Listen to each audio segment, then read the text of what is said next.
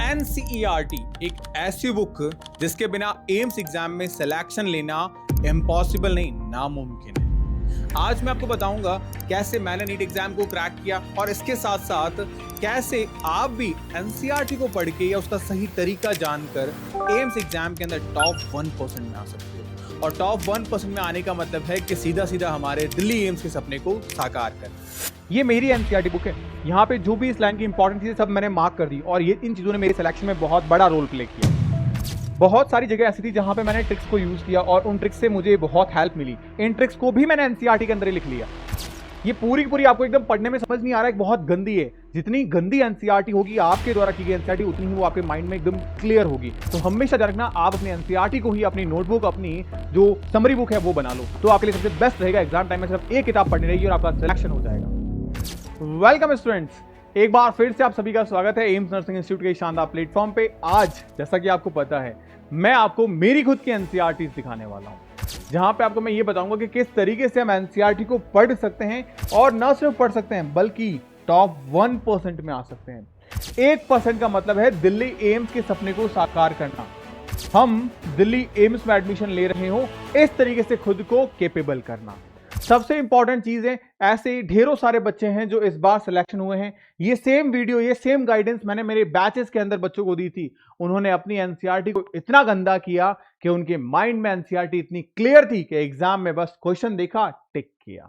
ये चीज आप भी कर सकते हैं और इस पूरी गाइडेंस को मैं मेरे टेलीग्राम चैनल पे भी शेयर करता हूं। एनसीईआरटी के साथ में आपके व्हाट्सएप पे आप जुड़ सकते हैं, या कोई भी दिक्कत हो आप मुझे कॉल कर सकते हो 8619850532 नंबर पे। अब अगर बात करें एनसीईआरटी को लेके, क्या एनसीईआरटी सच में इतनी जरूरी है? क्या इसके बिना सिलेक्शन नहीं हो सकता? हाँ, नहीं हो सकता। मैंने एनसीईआरटी को कैसे पढ़ा?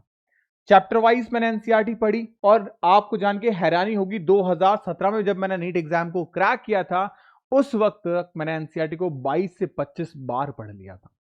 मिनिमम 22 टाइम्स एनसीईआरटी को पढ़ा था। मतलब मेरे को मेरी एनसीईआरटी नहीं लेके आनी पड़ी थी मिड सेशन के अंदर।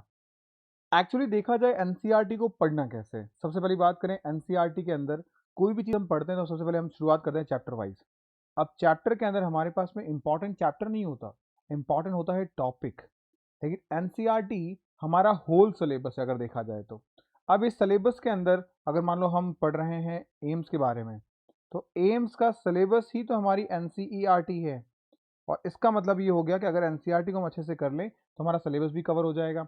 अब उसके लिए हम नोट्स भी बनाते हैं, कॉन्सेप्ट और डेटा से डायरेक्ट क्वेश्चन भी आता है। लेकिन सबसे ज़रूरी चीज़ है कि हम एनसीईआरटी को गलत तरीके से पढ़ते हैं। सबसे पहला मेथड हमारे पास में क्या होना चाहिए कि अगर हम किसी टॉपिक को डिटेल से अंडरस्टैंड करना चाह रहे हैं तो हमें उसके सबसे पहला स्टेप है, हमें हमारे नोट्स पढ़ने पड़ेंगे। अगर मैं नोट्स ही पढ़ के नहीं जा रहा हूँ तो मुझे एनसीईआरटी के एक चैप्टर को पढ़ने में हो सकता है 3 से 4 दिन का टाइम लग जाएगा। तो सबसे पहले नोट्स पढ़ो, और नोट्स पढ़ के अगर मैंने एनसीईआरटी को पढ़ा और फिर वापस से नोट्स को पढ़ा, तो ये जो साइकिल बनेगा, इस साइकिल से हमारी चीज़ें अपने आप अंडरस्टैंड ईजी हो जाएगी। अब कई बार ऐसा होता है कि लास्ट टाइम पे हम क्या करते हैं, नोट्स पढ़ते हैं, जो कि सबसे अच्छा मेथड है। लेकिन कई स्टूडेंट ऐसे हैं जो एनसीईआरटी को इतना ज़्यादा इंपॉर्टेंट दे देते हैं कि वो लास्ट टाइम पे क्या करते हैं, एनसीईआरटी पढ़ते हैं। जबकि ऐसा करना नहीं होता। आपको लास्ट टाइम पे बस डेटा रिवाइज करना है, न कि एनसीईआरटी पढ़नी है। एनसीईआरटी प्लस स्मार्ट रिवीजन से आप आसानी से अपने स्कोर को टॉप पे लेके जा सकते हो। इसके अलावा हमारे पास आप में से बहुत सारे ऐसे स्टूडेंट्स हैं जो एग्जाम में टॉप मारना चाहते हैं। एग्जाम में टॉप मारने का मतलब क्या है? आपको वो एम्स मिले जिसे हम दिल्ली एम्स के नाम से जानते हैं। आपको वो एम्स मिले जिसे हम भोपाल एम्स के नाम से जानते हैं। आपको वो एम्स मिले जिसे हम जोधपुर एम्स के नाम से जानते हैं। ये टॉप एम्स हैं। दिल्ली हो गया, भोपाल हो गया, ऋषिकेश हो गया, जोधपुर हो गया, पटना हो गया। इन एम्स में अगर आप जाना चाहते हो तो आपको लानी पड़ेगी AIR 1 रैंक, यानी कि एग्जाम में टॉप करना पड़ेगा। उसके लिए सबसे इंपॉर्टेंट चीज़ है एनसीईआरटी को रिवाइज करना। ये मेरी खुद की एनसीईआरटी है। अब इस एनसीईआरटी में सोचो, जब मैंने नीट एग्जाम को क्रैक किया तो मैंने किस तरीके से पढ़ाया।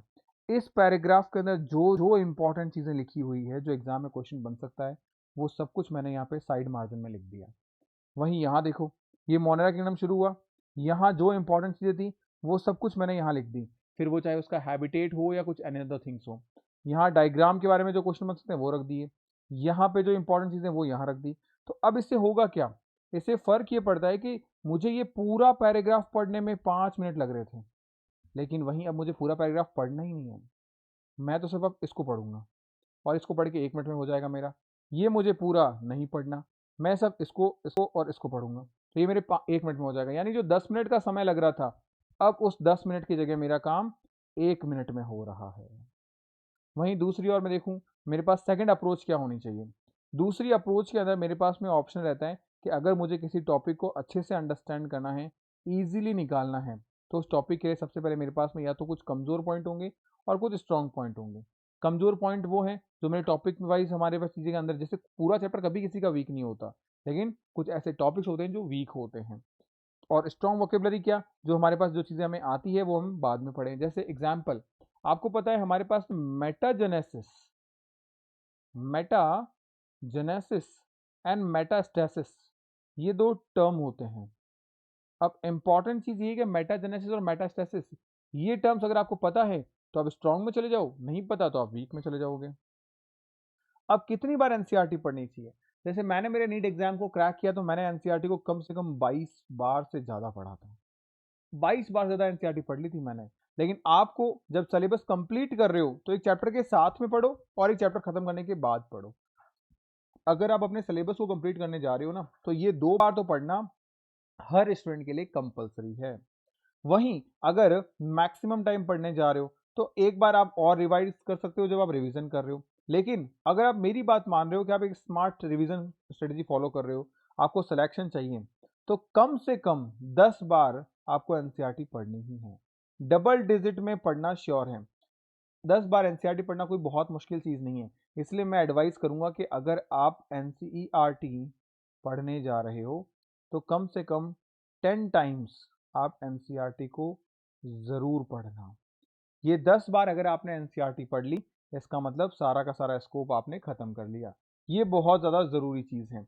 आप इजीली बायोलॉजी के अंदर और जीके में मिला के 40 आउट ऑफ 40 स्कोर करोगे, ये 100% श्योर है अगर आपने मेरी स्ट्रेटजी को फॉलो कर लिया। क्योंकि ऐसे कई सारे स्टूडेंट्स हैं, जैसे कि आप देखो, ये लास्ट ईयर के बच्चे हैं जिन्होंने टॉप किया, और इस साल के बच्चे भी हैं जो इस तरीके से एनसीईआरटी को पढ़ते हुए रैंक लेके आएंगे बेहतरीन तरीके से। ये एनसीईआरटी देखो, जो हाईलाइटेड पॉइंट है वो मैंने सब कुछ मार्क कर रखा है। आप देखो, जो इंपॉर्टेंट चीज़ें सारी की सारी मैंने मार्क कर रखी है, जो लिखा गया है, जो एग्जाम पॉइंट ऑफ व्यू से जरूरी वो मार्क किया गया है। इस तरीके से अगर आपने अपनी एनसीईआरटी को प्रॉपर्ली अच्छे ढंग से तैयार किया, 101% आप अपनी एनसीईआरटी को बेस्ट तरीके से लेके चले जाओगे। चाहे वो डायग्रामेटिक चीज़ें हो या अनदर थिंग्स हो, अलग अलग कलर पैन को यूज़ करो, जो पीवाईक्यू क्वेश्चन है वो पीवाईक्यू क्वेश्चन लिखो, जो आपको लगता है एक्सपेक्टेड है वो एक्सपेक्टेड लिखिए। तो हर एक चीज़ आपको बेस्ट वे में जाएगी। मैंने इवन ट्रिक्स वगैरह को भी देखो यहाँ पे लिख दिया। ये सारी ट्रिक्स मेरी यहाँ पे आ गई। जैसे जैसे ट्रिक्स आती है मैं लिखता जाता हूँ। अच्छा, आप में से बहुत सारे स्टूडेंट ट्रिक खुद बनाते हैं, सेल्फ मेड ट्रिक्स बनाते हैं। तो आपको सेल्फ मेड ट्रिक्स नहीं बनानी है, आपको ट्रिक्स खुद से नहीं बनानी है। उसमें होता है वक्त ज़ाया। अगर कोई ट्रिक्स ऑलरेडी बनी है तो आप उसको यूज़ करो, क्योंकि कई सारी ट्रिक्स ऐसी है जो ऑलरेडी बनी हुई है। आप उनको मेंशन करो, कुछ extra pages, short notes, flash cards आप यूज़ करो। आप जितना ज़्यादा एनसीईआरटी को गंदा करोगे, जितनी आपकी एनसीईआरटी खराब दिखेगी, यकीन मानो इस एनसीईआरटी को खराब करने के लिए आपको मल्टीपल टाइम एनसीईआरटी को रीड करना पड़ेगा। और जितनी बार एनसीईआरटी को रीड करोगे उतना बेस्ट रिजल्ट एंड रिस्पॉन्स आप लेके आओगे। ये स्ट्रेटजी फॉलो कर लो, 101% आपकी एनसीईआरटी जितनी ज़्यादा गंदी आपको देखने को मिलेगी, आपके मार्क्स उतने ही ज़्यादा हाई आएंगे। और इस चीज़ को और ईजी करने के लिए हम लेके आ चुके हैं आपके लिए एक नया बैच, जहाँ पे आपके पास 2 महारथी ऐसे हैं जो फिजिक्स आपको पढ़ा रहे हैं। Even 2 biology, botany, zoology segments आपको हम पढ़ा रहे हैं। केमिस्ट्री आपको पढ़ाने के लिए है, इंग्लिश आपको पढ़ाने के लिए, नर्सिंग एप्टीट्यूड आपको पढ़ाने के लिए टीचर्स अवेलेबल हैं। ये इंडिया की लेजेंडरी फैकल्टी जिन्होंने अपनी अपनी फील्ड में महारथी हासिल हैं, वो अपने अपने फील्ड में डिफरेंट डिफरेंट एग्जाम्स को मल्टीपल सिंगल रैंक के साथ में क्रैक कर चुके हैं। वहीं एम्स एग्जाम के लिए आपका बैचेस है वो शुरू हो चुके हैं। ये इंग्लिश मीडियम का प्रॉपर बैच है आपका। इसके साथ साथ ये बैच अगर अभी आप परचेस कर रहे हो तो ओनली 999 के अंदर आपको मिल जाएगा, आपके लिए ऑफर है। इसी के साथ साथ हिंदी मीडियम के लिए भी अब एक सेपरेट बैच स्टार्ट कर दिया गया है। ये भी अभी आपको 15 अगस्त के लिए 999 के अंदर मिल जाएगा। जो बच्चा बुक्स के लिए बैच लेना चाहता है तो बुक्स के साथ ये सारी बुक्स आपको आपके घर पे free of cost home delivery मिल जाएगी। तो ये जो बैच है ये भी आपको 3000 में ना मिल के अभी 10% ऑफ पे 2700 रुपये के अंदर बैच मिल जाएगा आपको। लेकिन ये ऑफर लिमिटेड समय के लिए है, ताकि आप भी इन बच्चों की तरह एक बेहतरीन रैंक लेके आओ, सिलेक्शन निकालो। और जो बच्चा एम्स 2027 की तैयारी कर रहा है वो 101% कमेंट करेगा एम्स 2027, एम्स 2027।